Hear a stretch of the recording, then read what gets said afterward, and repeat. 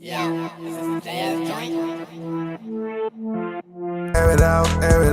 I had it, clear it out, clear it out. I feel like Superman and tear it down. Comp as a quarterback and send him out. I feel that air it out, air it out. I had it, clear it out, clear it out. I feel like Superman and tear it down. Comp as a quarterback and send him out. Take off. I'm in a rocket, a space dog. Bought a new car front east. One face. I've been asking how long is it gonna take. I've been cracking the car, had to break it safe. I've been writing my wrongs, had to change my ways. I was stuck in one place, so I had to think. Holding me down, but I found my way. Ready, rich, and nobody still love me. Right away, in my heart went on ice again. Find the balance, my patience been going thin. Feel that till I reach the end. I've been up on your side, all we out of bounds. Ain't no way that it think that it's stopping now. I've been waiting for my time to come around. I've been waiting for my time to come around. Air it out, air it out. It out, clear it out. I feel like Superman and tear it down. Comp as a quarterback and set him out. I feel air it out, air it out. I hate it, clear it out, clear it out. I feel like Superman and tear it down. Comp as a quarterback and set him out.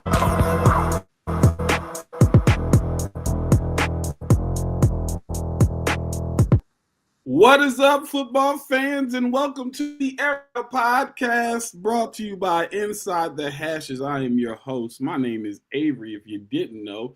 And it's a beautiful Saturday morning. Great to be with you all, because guess what? We got football to talk about. And there's football happening tomorrow. I mean, can you ask for a better time of the year, man? It's football, college football, NFL football, football. I love it. Anyway, I am joined with a slew of absolutely amazing analysts. And I would like to introduce them to you. I'm going to start right below me with the man, the myth, the legend, Mr. Darius Riddick. Say what's up to the people, my brother. There's only one thing I'm going to say. The New England Patriots are back, baby. On top of the AFC East where we belong. That's all I'm going to say. Let's have a good show, fellas. That's all I'm going to say.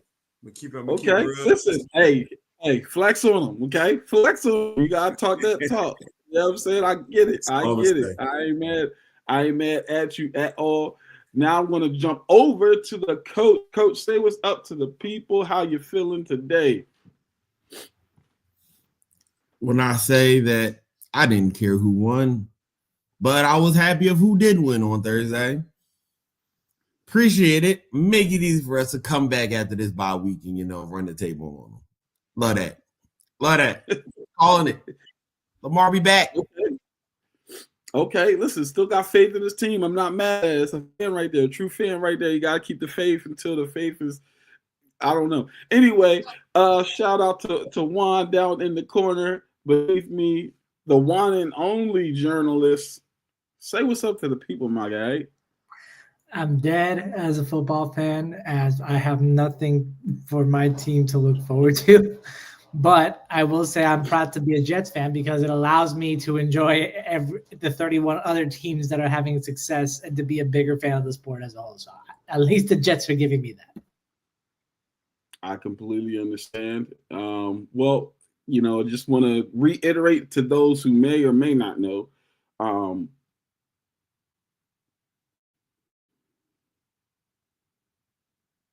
That is it. That is all. You know what I'm saying? I understand. That is it. That is all. That's all. It is nice to see a left-handed quarterback succeed in Atlanta again. It's been a minute. Yes.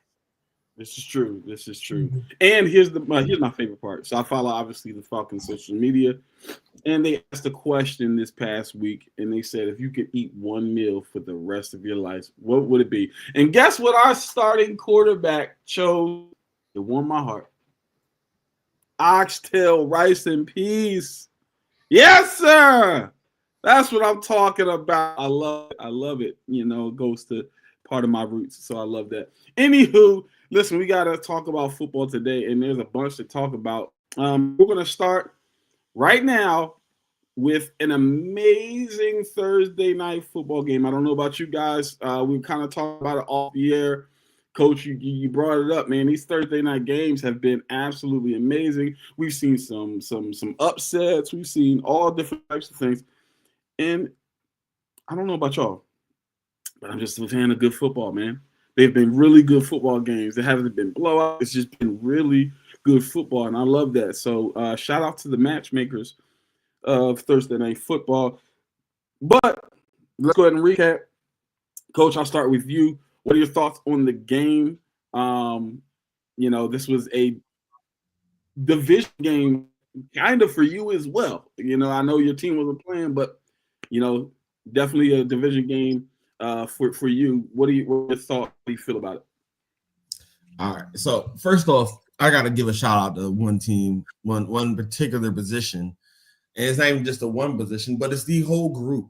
It's the offensive line of the Cincinnati Bengals.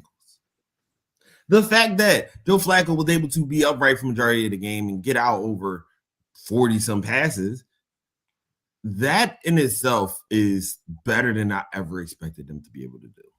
I had no faith in that line, especially against the Steelers defensive line that they had. And they held up very well. So I commend them for that.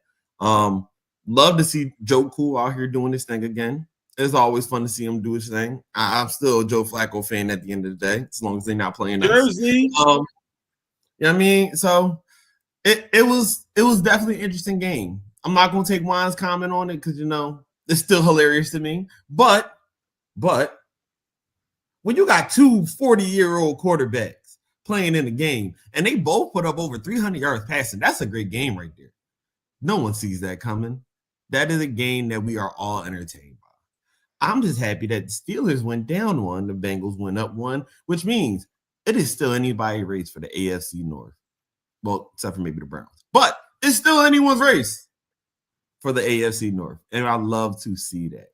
That means that we have a chance to still come back with my Ravens. Lamar get healthy, couple trades happen. We already got one bad guy out of here, so we can get one to come in. And we'll talk about that later. All right. I'm not mad at it at all. I mean, Juan, he kind of threw you a layup here, so I'm going to jump to you and get your thoughts on Thursday Night Football. How did you feel about the game, and what is your take? I don't know what Coach thought I was going to say, but I will say. What do we call it again? You had a phrase. Oh my God! Well, Darius wanted to stick with the Unk Bowl, but no, I'm calling it the Unk shit because we're the Unk shit going up in this place, man. It was probably one of the best older quarterback performances I've ever seen. A 41-year-old Aaron Rodgers versus a 40-year-old Joe Flacco. I mean, turn back the clock, you would have thought it was Ravens Packers out there with how these guys were slinging the rock.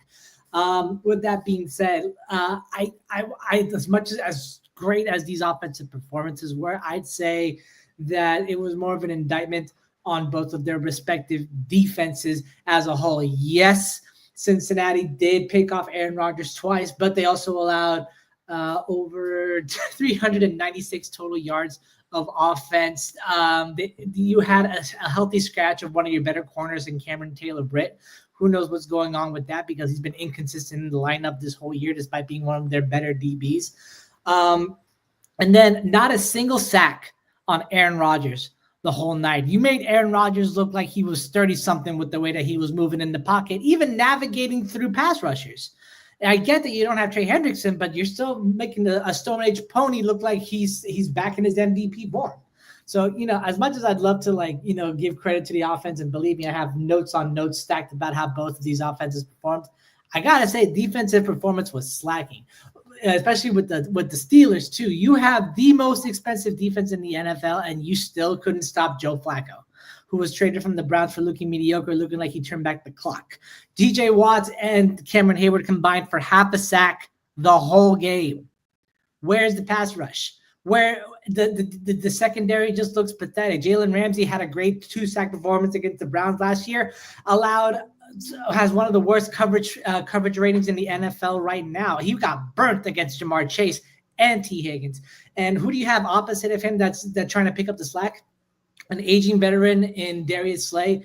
And I can't remember. Oh, and the son of Joey Porter, who just looks lost in coverage out there. Both defenses are just very, very poor excuses. The offenses look great, but I can't tell whether that's a mirage of playing against bad defenses or if this is actually a rejuvenation of both respective UNC-led offenses or UNC offenses. Yeah, I'll go with that. Unk offenses. I like it. Unfences. I like it. I'm not mad at that at all. Darius, give me your thoughts on this game. To 1 point, yeah, some. It was a high scoring game, a high scoring shootout between two 40-year-old quarterbacks. Not necessarily expected, I guess. But what are your thoughts on the game? Yeah, I mean, the expectations going into this game weren't really high for me. Just because it's a divisional game. You got Joe Flacco, who just got traded, right? You got Aaron Rodgers. But if you have no expectations, you won't be disappointed. This game did not disappoint. We talked about it before the show. Every Thursday night game has been great, especially in the fourth quarter, right? Like the last 5 minutes of every game have been cinema. Like you can go and maybe eat in the first 3 quarters, but you want to make sure you're seated. Fourth quarter, 5 minutes left, no matter the score, you want to be seated. The one thing I want to talk about that no one has talked about, the rushing offense for both teams. The Bengals struggle to run the ball. And you have a 40-year-old quarterback who just learned the system. And what do? You have Chase Brown run for over 100 yards, right? Same thing with Aaron Rodgers. Jaylen Warren, he looked pretty good, over 100 yards, right? But Jamar Chase finally has awakened. He's woke up. He's finally playing like the Jamar Chase we know. And this is, to me, this game was the breakout game. And I think now he's going to go on the trend. And you give him Joe Flacco, who loves to sling the ball, who can throw the ball, who we had conversations when the Ravens won the Super Bowl. Is Joe Flacco an elite quarterback? I don't know, man. You put a 40-year-old quarterback with those two wide receivers, I think he's going to move the ball. But I think it was a good game. And last thing I'll say is the Steelers defense, you got Pro Bowls on every level, and you didn't even register. Technically, you didn't even register a full sack. You got a half sack. Like, that is pathetic, and you're known for your defense. And you let Joe Flacco look like prime, literally like MVP type of performance. But I think it was a good game. In Cincinnati, they played very well. And last thing, T. Higgins, what an alert play, man. Not to go to stop and go down and then waste the clock. Like, that's smart IQ. That's stuff that they teach you, in the film room and practice. So shout out to the Bengals. If them boys about to start getting hot. And Joe Burrow supposed to come back in December. So all they got to do is just be above 500 or at 500 when he come back, and we know how they are at the end of the season. So good game overall, man. This is true, Coach. I'll go to you and then Juan. So real quick, Jamar Chase said it best. Even when they asked him the question of, would you have went down or scored? I want to win. I'm going down. If you want to win, you're going to go down. We're not about getting the highlight reel play. We're about getting wins, period. And I love that from him. I loved it. Yeah. But also, quick question for y'all. Is Joe Flacco Jameis Winston, but with less picks? A little bit older? Nah. He be slinging that thing just like Jameis. He's going to throw it up. I see what you're Jamar Chase down there somewhere. Yeah. It's not a I see where you're headed. But no. Juan. I just want to say that for the Pittsburgh offense, the fact that it's predicated that a lot of their production came off the back of 3 tight ends is a little concerning. How do you only have three catches for 50 yards available for DK Metcalf? And then he had most of that production only in the first quarter and was silent until late in the fourth. I mean, Pat Freiermuth, Jonnu Smith, Darnell Washington, all 3 combined for 11 catches, 144 yards, and each of them caught a touchdown, with Freiermuth catching 2 of them. So tight end offense in Pittsburgh is well enough alive, especially with Arthur Smith at the helm and his affinity for using the tight end in so many different ways. But I think the case is now still being made. There needs to be a wide receiver 2 alongside Aaron Rodgers and DK Metcalf. That offense cannot predicate on a heavy set alone. There needs to be more dynamics with the wide receivers. I feel you. I'm going to say that I agree with all your takes. Very eye-opening game for multiple reasons, right? Obviously, defenses on both sides. I mean, in particular, Pittsburgh, to your point, Juan, the most expensive defense in the NFL, and they looked how we expected the quarterbacks to look. Old. they were getting absolutely worked. I mean, whether it was Jalen or Darius Slade, they were getting cooked by. Now, granted, we're talking about the best wide receiver in the NFL, and then T. Higgins, who's not a slouch in and of itself. He's probably a number one on many teams, right? So, I mean, don't do that. He's the best wide receiver in the NFL. Hey, Judges is still around. It's not Zay Flowers. And Judges is not number one. Hey, Judges is still around. He's not number one, but whatever. Yeah, so like there was so much to look at that game and be concerned about, honestly, for both sides. Obviously, from the defensive standpoint, I did like to see Chase Brown, go off. I don't think he gets enough credit as a runner, and it's because of the offensive line, obviously, right? And they're a pass-first offense. Juan, you point out the stat of Joe Flacco throwing the ball 40 times, like 40 times. They throw the ball a lot, man. And so I don't think he gets enough credit as a runner. He's not the best pass catcher, of course, but I think that kind of hampers him from being a 3-down back, but I think he's a pretty decent runner of the football. So it was good to see him go over 100 this past game. I think that the biggest or the most glaring thing for me, though, is honestly not the defense on either side. It's more so the defensive coordinators. Like, I'm looking at the Steelers, and I'm like, I feel like they got left out to dry. You're constantly running, and I get it. You don't want to necessarily shift from what your MO is just for this one game or this one play. But for me, it's called making adjustments. You're getting torched in man coverage.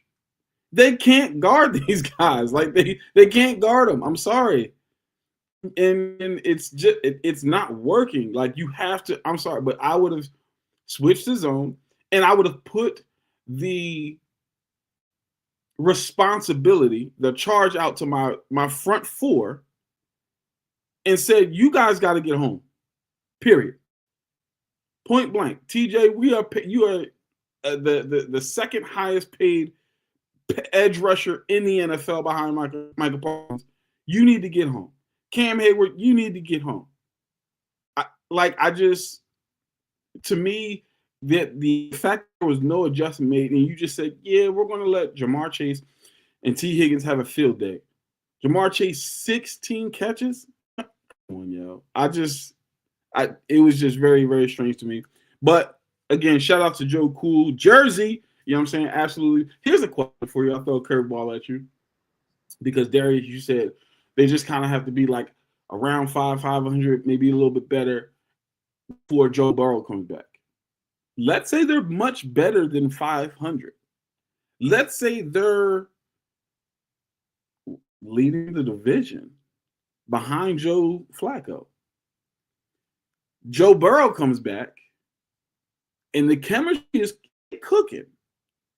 Do you then bring Joe Burrow back into the fold and start him, or do you ride that hot hand? Obviously, we know Joe Burrow is the quarterback for the future, but for this season, if it ends up playing out that way, what do you say? What say you? I'll start with you, Warren.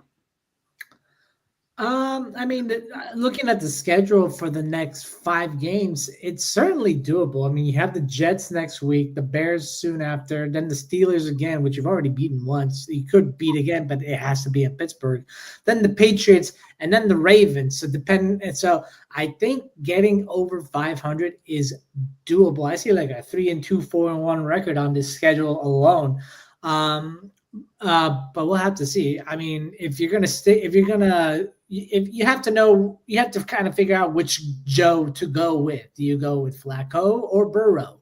At the end of the day, it's going to be up to Zach Taylor, but I think he'll stick with his guy and put Burrow back in the lineup, who will have a great, I'm going to say, passing mentor in Joe Flacco with the way that he's been tossing the rock around. But, and I'll throw this hot take real quick. I think during Flacco's entire tenure starting for the Bengals, he'll have Ja'Marr Chase in contention again for the triple crown. I like it. Darius. This is why we don't get paid the big bucks to make these decisions. You go with the guy you're paying over $50 million a year for. Plain and simple. Joe Flacco is the quarterback. That's why you traded for him. No matter how hot he is, we know what Joe Flacco can do. We saw what he can do with two good wide receivers. But Joe Burrow is the future of your franchise. He is your quarterback. So, yes, it's going to be a controversy, and some fans are going to be upset. But you have to remember what Joe Burrow can do when he's healthy and when he's behind that. When he's on the field, we know what Joe Burrow can do. So I would start Joe Burrow, and then worst case, you have a solid backup just in case Joe Burrow isn't 100%. Coach? Darius, we here with it because this question is a bit ridiculous, man. Are we really talking about a guy that led his team to the Super Bowl with one of the worst, offensive lines at the time, and it was just bad for them? But this guy has been killing it, cooking it every single year he is healthy. We're talking about a 40-year-old Joe Flacco versus Joe Burrow, somebody that's considered a top 5 quarterback almost every year he's healthy. So I'm sorry. It's a good listen. I get it. I hear you. Cool. They're doing well. I'm not sitting my undisputed franchise quarterback for a guy that's hot right now. Now, So my as thing long is- as he's hurt, cool. But here's why I pose the question. Okay. Outside of, like I said, if Joe Flacco is hot and they're on a wave and the chemistry and they're clicking and they're doing all the things, right? It's also a situation where you got to think, is there going to be some rust when Joe Burrow comes back because he hasn't played for the majority of the season? And then couple that with, let's not act like he was otherworldly when he was playing at the start of this season. He was mid. He wasn't playing that well. Yeah, granted, they were 2-0, but he himself was not playing that well. So, I'm not saying we all know Joe Burrow is a top 5 quarterback, top 5 talent. The dude he's an absolute beast. The reason I pose the question is for those reasons, and it'll be interesting to see. Obviously, like I said, moving forward, it's Joe Burrow. There's no question about that. But I'm gonna just ask this quick question then. If he's not playing the best in all of this, right? We know what he can be. Who would you rather have in the playoffs, Joe Burrow or Joe Flacco? And if we want Joe Burrow, why not let him knock that rust off these last 2 to 3 games? They're already solidified where they're at, and he can go in hot instead of rusty when you want him to play his best. So to answer your question, who would I want? It's a toss-up for me. One's got a Super Bowl. The other one just went to one. One brought the Browns to the playoffs when we didn't think they were going to be good. I don't know. If he's hot, and it's Jamar Chase and T. Higgins, I don't know. That's all I'm saying. It sure becomes tricky when you ask that question because I'm honestly going to take the guy who has the experience of winning a Super Bowl, knowing what it takes to win the Super Bowl, given the weapons. That's just me. That's me. Just off. Cool. Is it Ray Lewis, Ed Reed, and Terrell Suggs on the other side of that football field? No, you're right, but you got to move. If he's on. not, I'm not trying to hear Joe that. Flacco was It's Marshall Yanda under center for the Cincinnati Bengals because that's not going to happen either. There's a quarterback that was Avery, to put your point to rest here, the offensive line for the Bengals in week 1 and week 2 did not have the same chemistry that this offensive line did against the Steelers on Thursday night. The chemistry changes. They adapt to each other's tells and strengths and where to go. I'd argue if this offensive line had that same amount of chemistry earlier at the start of the season, Joe Burrow would still be playing and the Bengals will be leading the AFC North right now. I would argue that maybe it's not a chemistry thing. It's maybe Joe Burrow is holding the ball a little bit longer because he can scramble because he's younger, and Joe Flacco is not necessarily doing that thing because he's a vet quarterback getting the ball out of his hands extremely fast. And so maybe it's not offensive line continuity. Maybe it's Joe Flacco being a vet and I know y'all can't block. Let me get it to my playmakers as fast as possible, as opposed to Joe Burrow, who's like, I can hold it a second longer because I can move a little bit in this, and then I don't know is what I'm saying. It's very interesting dynamic, and we'll see how it plays out. But let's go move on to the next segment today, and that is I want to know, because of where we are in the season, there obviously a lot of trade rumors, right? We want to know, I want to know, who are like the top 3 trade candidates for you guys, and where do you think they land? Okay, give me 3 guys that you feel like can be or should be on the move, and where they should be on the move to. I will start with the one and only. So it took me a minute to like kind of put this list together, just because it's a pretty extensive list, and you want to think anyone and everyone is available when it's not really the case. So I went for like guys who I feel like can be missing pieces for contending teams, or teams that could get a late rally going if they added these players. The first one on my list is Devon Achane from Miami. I think Miami is a sinking ship in and of itself, and Achane is by far the most talented trade asset that they have. The haul that you could bring in for trading someone of his talent could be massive enough where you can restart within the next 2 years for Miami. With regards to destinations, the first one could be a similar trading partner that they had in bringing Tyreek Hill to Miami, and that's the Kansas City Chiefs. There's no running game in Kansas City. Isaiah Pacheco has struggled to get the ball going. Kareem Hunt, as good of a hard-hitting runner as he is, he's not a consistent 3-down back. Devon Achane could relieve some of the pressure off of Patrick Mahomes in a line that's missing some key pieces, and bring a certain zest and speed, and bring even more speed to the Kansas City Chiefs than they already have in the passing game. Imagine the amount of different running pathways and passing routes that Devon Achane could open up in an Andy Reid style offense. My second one is Riq Woolen from Seattle. I think he is not meshing well in Mike McDonald's defense. I know that he's also been dealing with a couple injuries up there, but he's honestly the odd man out for what has otherwise been an underrated defense in Seattle. I think a change of scenery would do him good. Some great places that he could be traded to. The Eagles, who are in desperate need of some healthy bodies, especially in the secondary. The Lions, same situation. And the Bills. Just to help try to shore up a secondary that has a lot of holes, not just because of injuries, but just because of lack of talent and age.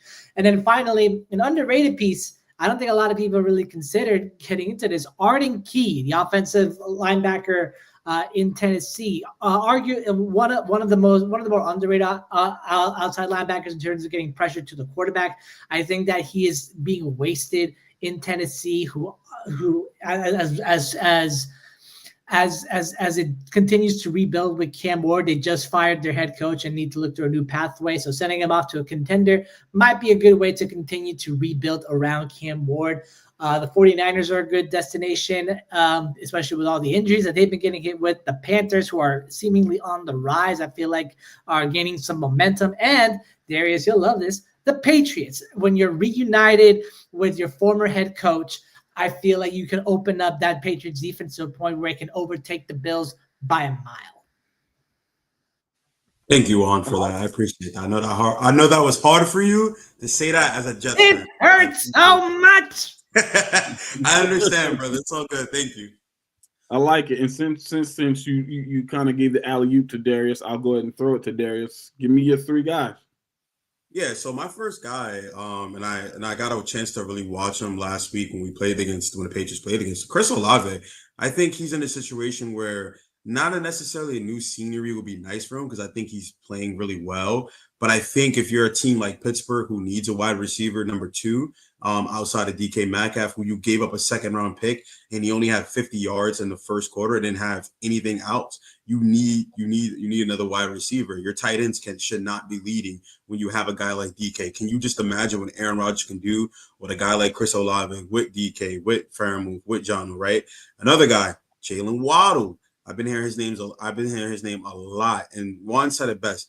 The Miami Dolphins are a sinking ship. At this point, you're not a free agent destination. No free agents are really want to go to Miami like that, especially with Tyreek Hill coming up, possibly being moved well. So how do you build your team? You build your team through draft capital. You put guys like Jalen Waddle, Devon Achane, you put those guys on the trading block and see what you can get from them, because now you're in a situation where you're going to have to rebuild.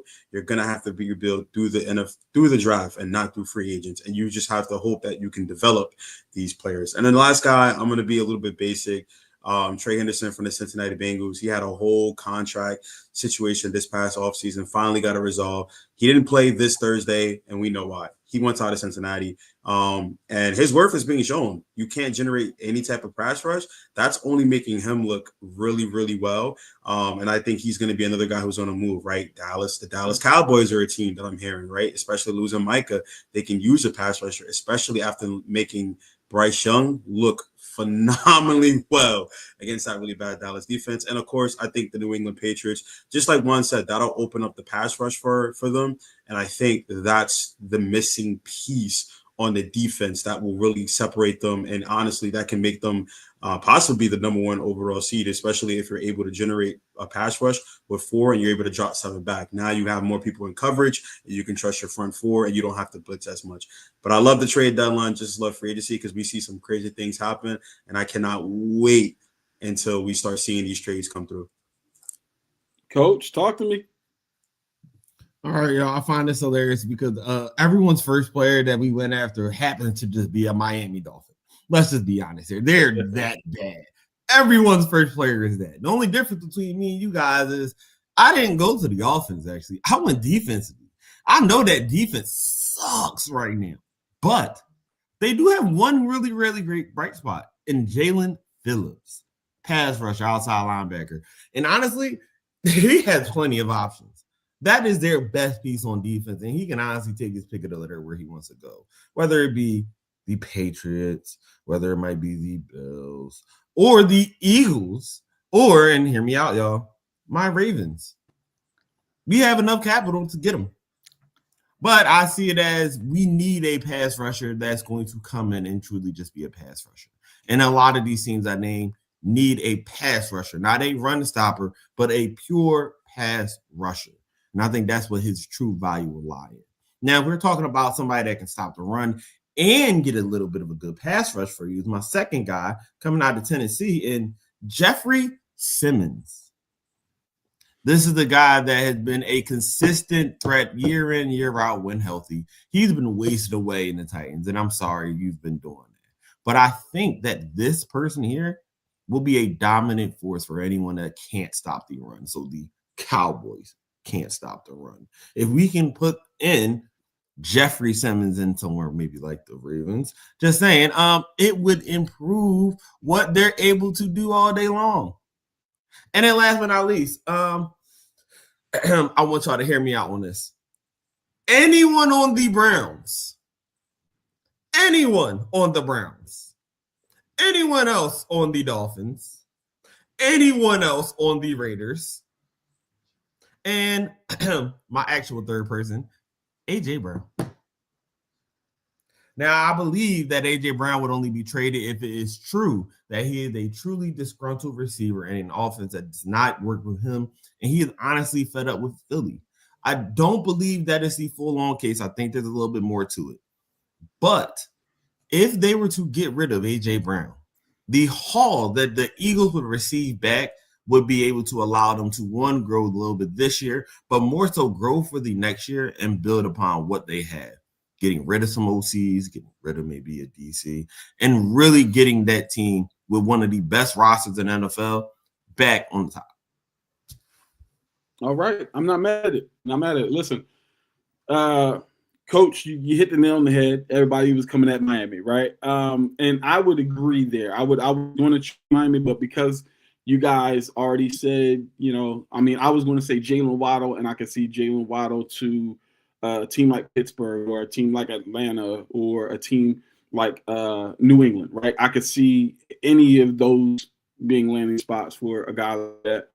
But because we already kind of beat down on the Dolphins there, I'm going to go a different route here. I'm going to say Jacoby Myers the Raiders. I think Jacoby Myers is a talented wide receiver, and I don't think that the offensive scheme is fitting for them. And you know what's going on with Geno right now? He just doesn't look good at all. And so I say free Jacoby Myers.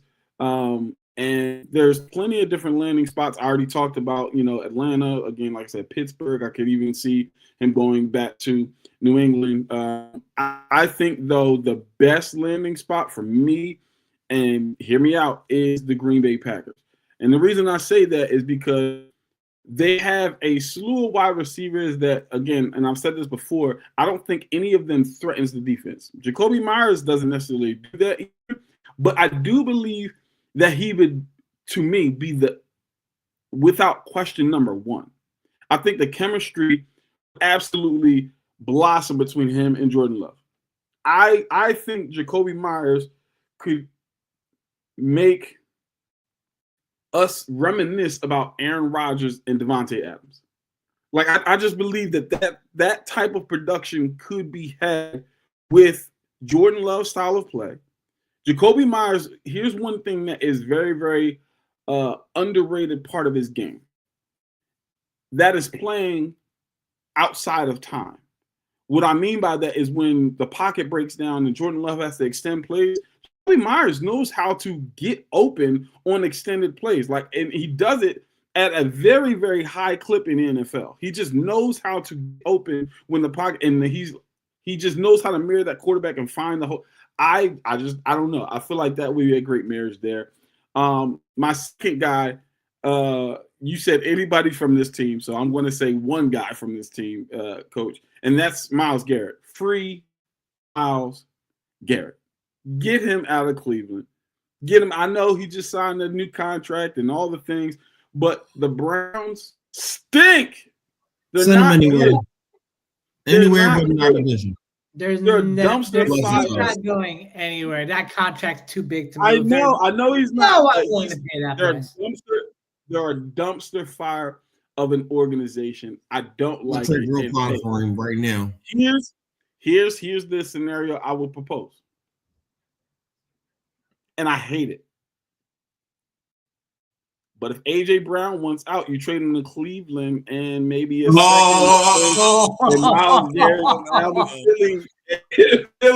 And Philly needs a pass rusher really bad. I'm just saying, since Brandon Graham need a wide receiver. I'm gonna be upset if that actually happens. I'm just saying, man. I would be. Avery, you've been talking to my wife way too much. I don't appreciate this right now. You are really trying to help them out here. No, we're not doing this. We're not doing this. All of your reactions are exactly all of your reactions. Tell me, look, Coach Walker, all reactions tell me that you know that it makes sense. It makes sense. It makes too much sense. And it's like that it will be extremely dangerous for the rest of the league, but it makes so much sense.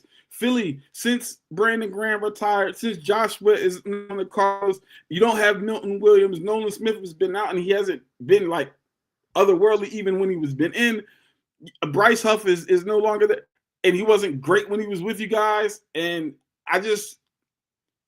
I'm like, yo, you got to rebuild that pass rush. Obviously, Jalen Carter and Jordan Davis in the middle, but is phenomenal. But you need and Howie has been cooking the last 5 years. You're now depressed. I appreciate this, Avery. It does not make sense. I'm now going to be depressed because Myles Garrett had a chance I can't see that. I don't want to see that. To leave, to get a trade done in the offseason.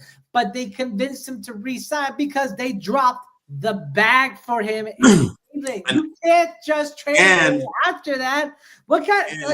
Matthew Berry, it was insane. Matthew Berry is insane for having traded Joe Flacco away. He was insane for having signed Myles Garrett to that expansive contract. I don't think he's that crazy enough that he'd trade him away right afterwards. Man, you got to think. You're not getting him just for A.J. Brown. You got to throw in at least minimum. I said some draft picks. Minimum.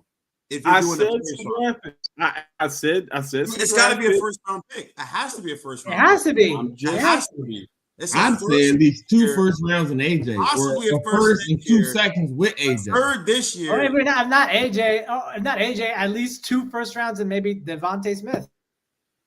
They're That's not a little getting. better. I don't think they That's a get rid of little better. Devontae though.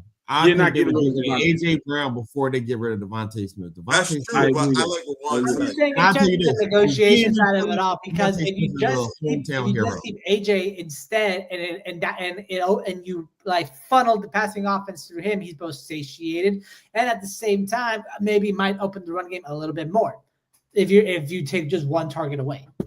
AJ Brown's coming home, baby. That's all I'm gonna tell y'all. I'm Where did you just from? saying I don't. He's coming back to Mike Vrabel. That's all I'm saying. Oh, he's going back to Tennessee. Oh, I get you. Oh God, what is wrong with these Patriots fans, man? Hey They man, probably hey, look hey, good, and Aaron, they don't you know how to delusional? act. I gotta be delusional, all right? Just It's okay. saying. I'm gonna let you up. And my third one, I you mentioned Woolen, Juan. I just don't agree with the destination. I said this before. I'll say it again, and I stand on it. Tariq Woolen, 2 firsts for Patrick Surtain. Immediately makes the Seahawks Super Bowl contenders. Immediately. Like, he fits that style of defense so well. He's a physical corner. He's man. He can lock up. He can do all the things.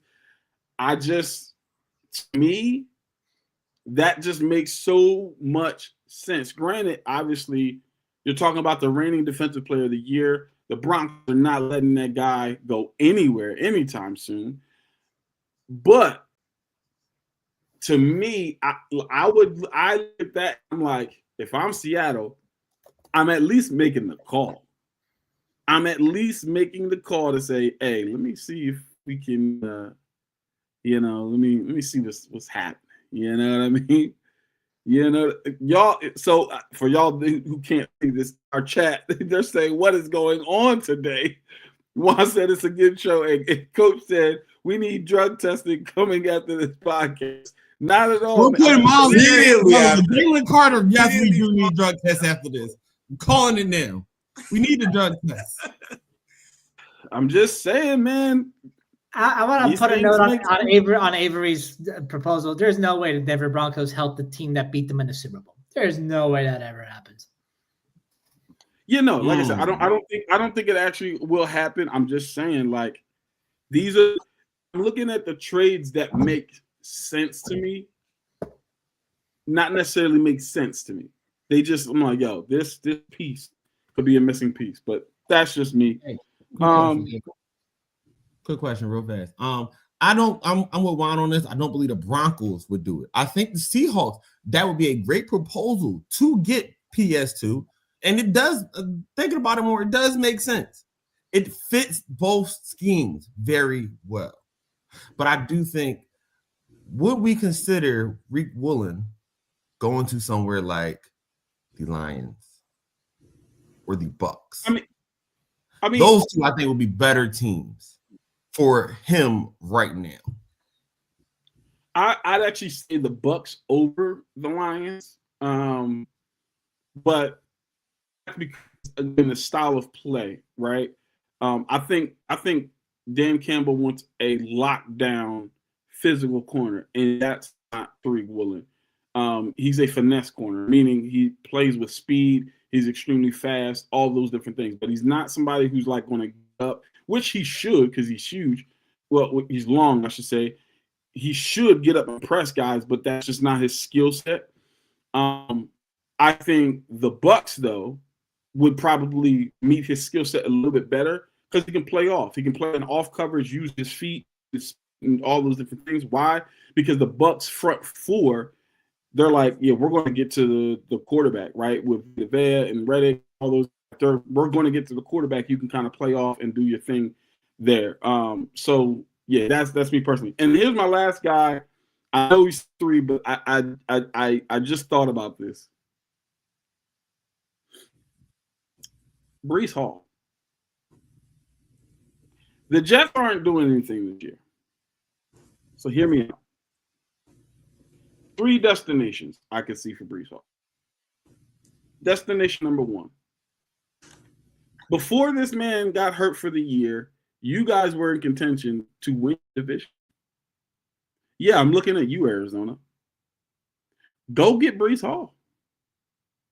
I know that James Conner has been an extremely productive back for you all. But since he's been down, the running game has honestly been non-existent. Go get Brees Hall. He's one of the most talented backs in the NFL. He can do all the things that James Conner can do. He's a great pass catcher. He can run between the tacklers. He's got breakaway speed, all the different things. I say go get Brees Hall if you're Arizona. If not Arizona, another team who is actually in contention to potentially win their division and playing football, coming off back-to-back wins, Chicago. I think Brees Hall could fit Chicago as well. I think it's just a matter of scheme. I think maybe you could make a case that Swift fits the scheme more, maybe. But could you imagine a backfield with Swift and Brees Hall? That's a scary backfield. Because here's the thing. Because Swift, his contract isn't so huge, you wouldn't have to necessarily offload him to get Brees Hall. You get what I'm saying? So that I would say I could see a Brees Hall going there. And then last but not least, even though their running back they have starting right now hasn't been playing terrible, he hasn't been playing great either. Dallas, go get Brees Hall. I say get Brees Hall and see what you can do with him. Again, Javonte Williams hasn't been playing terrible, but he hasn't been playing great. And I think Brees Hall could check that offense a little bit. Because of the breakaway speed, I think he could fit. What are your thoughts on that? Nah. Go ahead, Coach. Nah. Nah. I'd rather trade him to the Patriots than the Cowboys. Sorry, I forgot to do this one. I was trying to save you, but anyone on the Jets can go. Anyone on the Jets can go. Sorry. No, there's 2 pieces. All right. Had Sauce Gardner and Garrett Wilson. Those are the 2 non-starters. Everyone else can go. Those 2 cannot. Let me say this. Since y'all don't like the Texans. I do like the Cardinals, though. I like them going to the Cardinals. That's the one that makes the most absolute sense and honestly would fit even with the scheme because Brees is strong enough to replace James Conner. Without question. But if you don't like that Texas team in Dallas, what about the Texans who are having issues in the running game since Joe Mixon has not been in? Nah. Houston was also my destination for Devon Achane too, because of how much of a lack of a running game that they have there. Plus, his skill set transcends not needing a good offensive line, as per evident in Miami. So, at the very least, that he could help either Brees Hall or Devon Achane in Houston. I feel like could really boost that offense. I don't know, man, because I like Woody Marks. Woody Marks is starting to find his way. Nick Chubb is really starting to come on and be a good, at least early down back. We don't need him to be a 3-down back like he was. They just need him to be an early down, get a good couple yards, or be a goal line back. They're still getting Mixon back in about, I believe, early November-ish. So they still will have now a 3-headed monster instead of just relying on one. So I think having Woody Marks and Nick Chubb right now really hold it down would be better overall for them in the long run, rather than a immediate just quick fix. Okay, I dig it. Again, the main destination for me was absolutely Arizona. I just feel like, again, after losing James Conner, I feel like it just makes the most sense to me without question.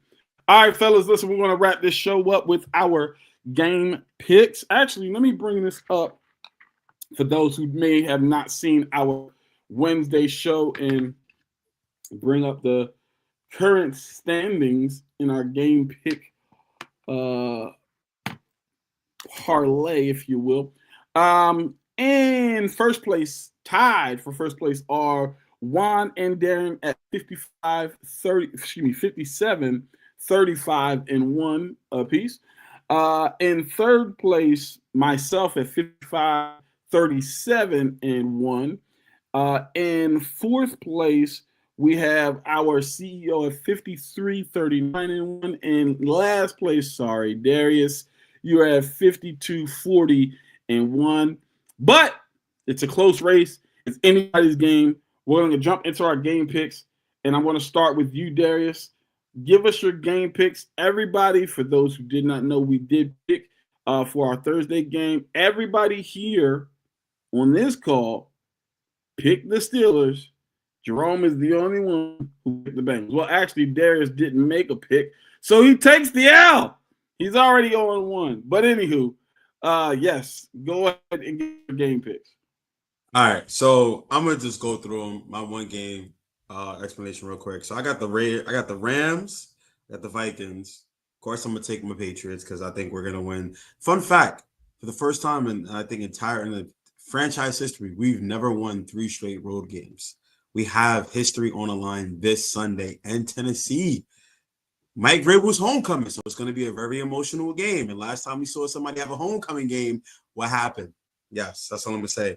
I'm going to take the Carolina Panthers. I'm going Cleveland, the Browns. I'm going the Bears, the Colts. My explanation game, and I'm going to tell you this, I think the Giants are going to upset the Denver Broncos in Denver. I like what the Giants are doing. I think them beating Philly gave them a little bit of swagger.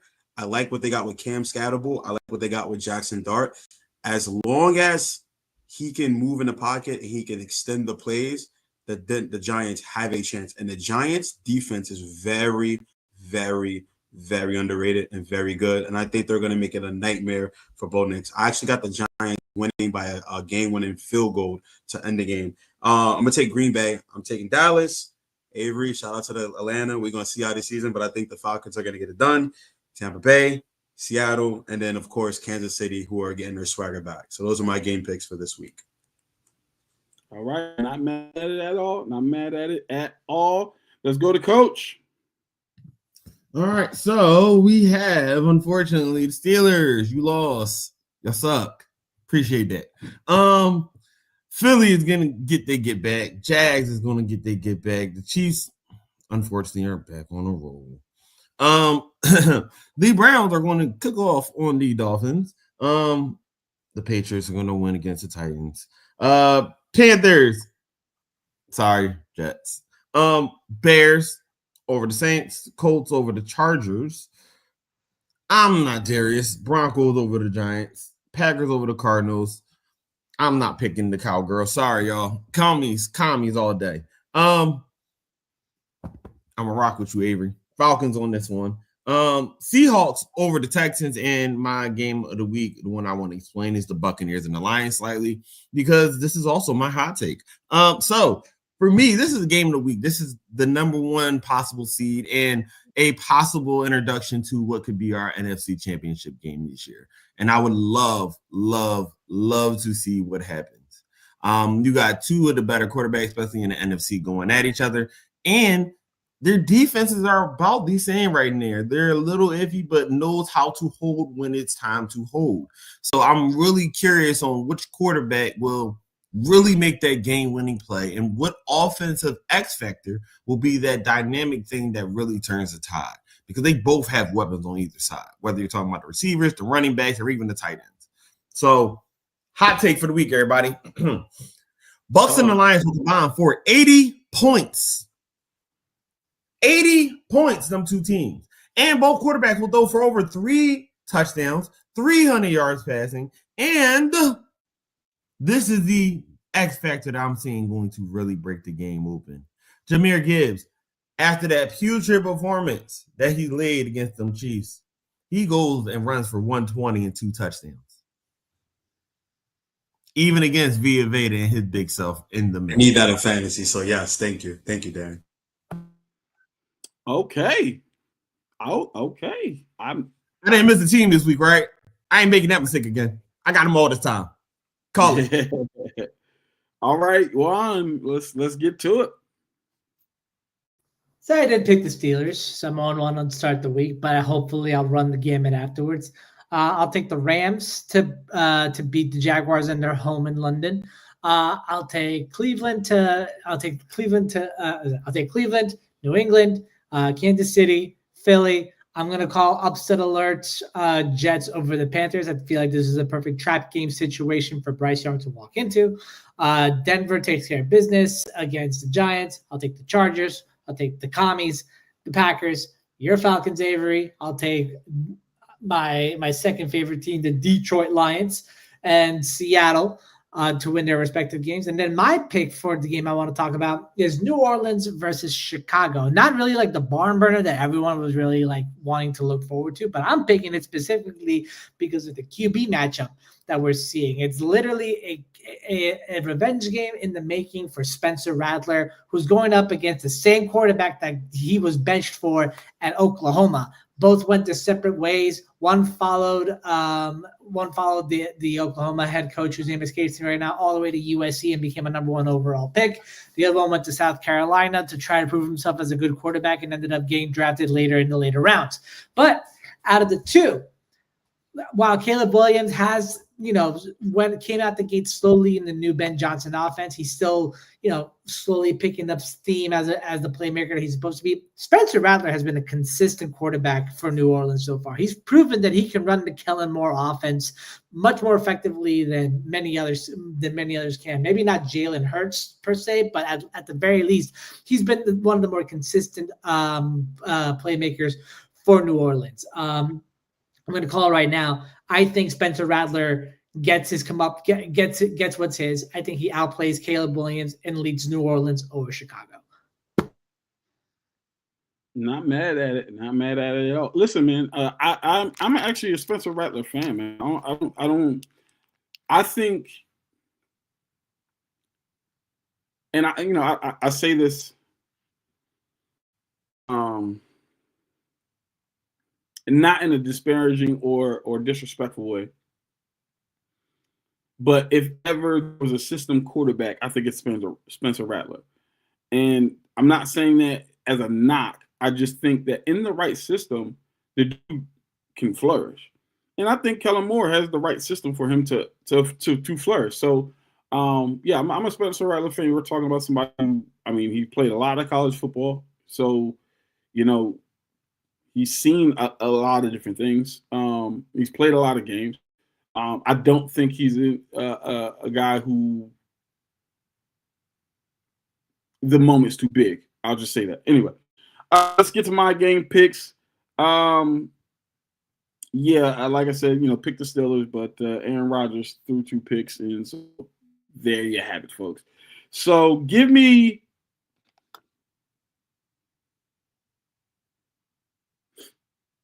give me the Falcons over the 49ers on Sunday Night Football, and I'll explain that game, but I'll come back to it. Give me the Rams over the Jaguars. Give me the Chiefs over the Raiders. Give me the Browns over the Dolphins, even though I think the Dolphins might actually win. Give me the Browns over the Dolphins. Give me the Patriots over the Titans. Give me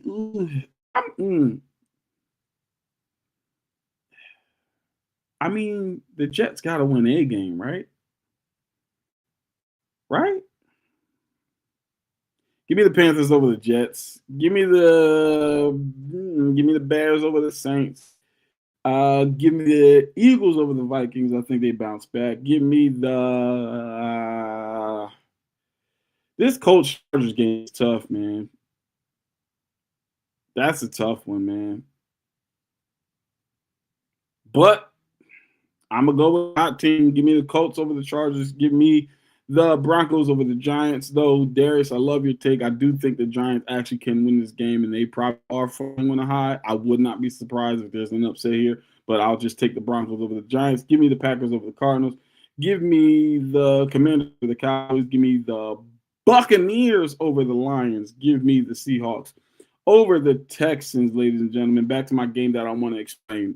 2 of the most premier running backs in the NFL on Sunday Night Football. Both teams are dealing with injuries, insignificant ones at that.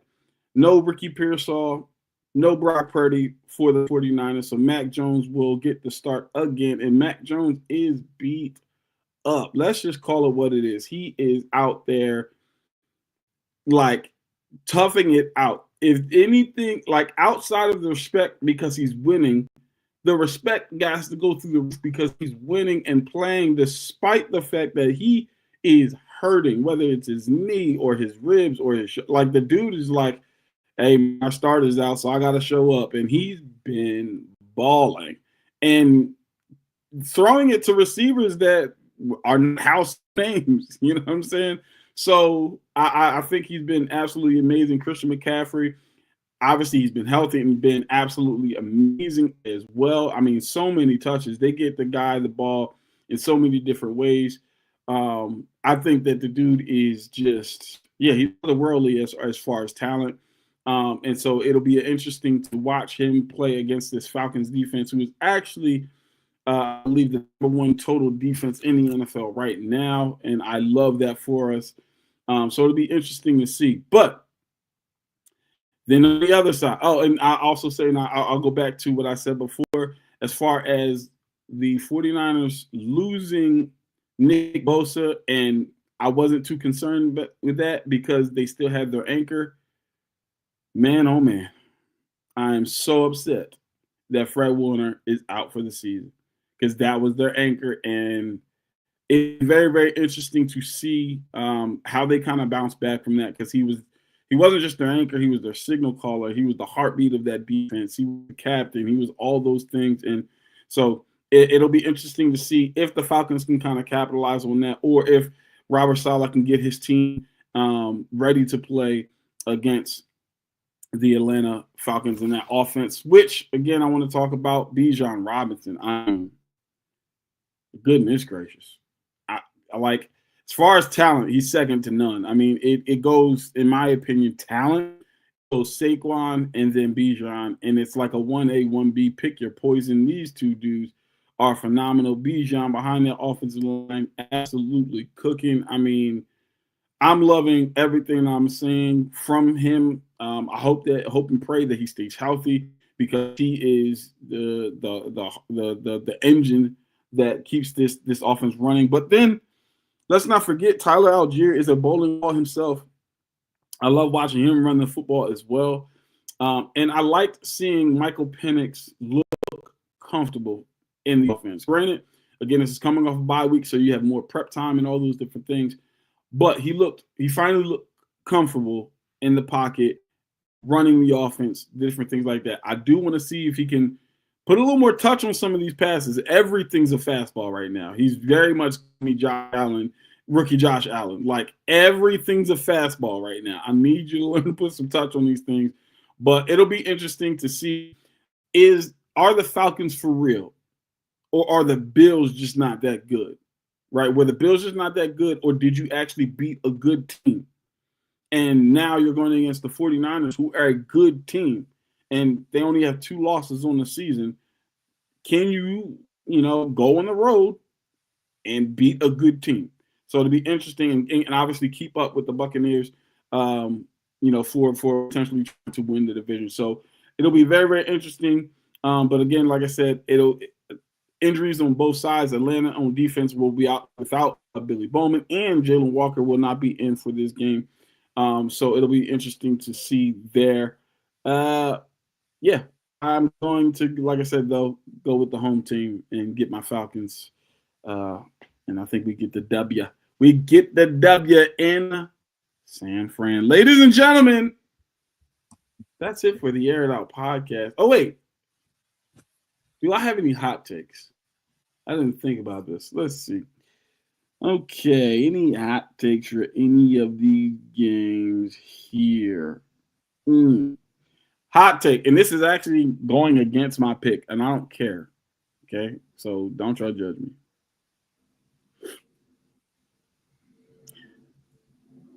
Justin Fields, 4 touchdowns, 327 yards passing, no turnovers, a rushing touchdown, 80 yards, and they beat the Panthers 31-10. All right, ladies and gentlemen, that's going to wrap it. Whoa. I'm a Jets fan, and I think that's excessive. That is Whoa. crazy. No, man. no. And y'all wonder why I say we need drug tests after this, everybody. Crazy. This is why we need drug tests. That's I'm first saying. off. First off, this is the same Justin Fields that got sacked 9 times by the Denver Broncos defense last week. This is the same Justin Fields that threw for negative 10 yards total against Denver in London last week. I don't think Justin Fields is going to rebound like that. Frankly, I don't think Justin Fields is going to rebound under the Jets anytime this year. And also, I want to give my hot take. It has nothing to do with on-field performance. I'm going to say by Monday, Mike McDaniels will be fired from Miami. I'm here for it. I like Yeah, it. I can see that one. You might be on to something there, but again, like I Cooking said, with that one, Juan. Cooking with that one. Hey, Avery, I would have assumed since you went and did this as your game pick, I would assume the hot take would look more like Falcons steamroll 49ers. They win by 2 scores. Bijan runs for 150, and he breaks for his second time another 40-plus yard run of his career. One time, Avery's not a homer. That's what I was thinking you would go. Not I would have to go there with the hot take. God, man, get on his team, man. Listen. I think Justin Fields can do it. We've seen him when he's cooking. You know what I'm saying? And that's gonna wrap it up for Air It Out Podcast, brought to you by Inside the Hashes. Don't forget, do me a favor. That QR code in the corner, scan it. It'll take you exactly where you need to go. To www.insidethehashes.com and go to our YouTube page. Don't forget to like and subscribe. Listen, man, it's been an absolutely amazing time with you all. We appreciate you all for tuning in and being in the number today. But here's the thing that you all need to remember before we go. I'm going to go back to my hot take with Justin Fields. No, I'm just saying. With Justin Fields,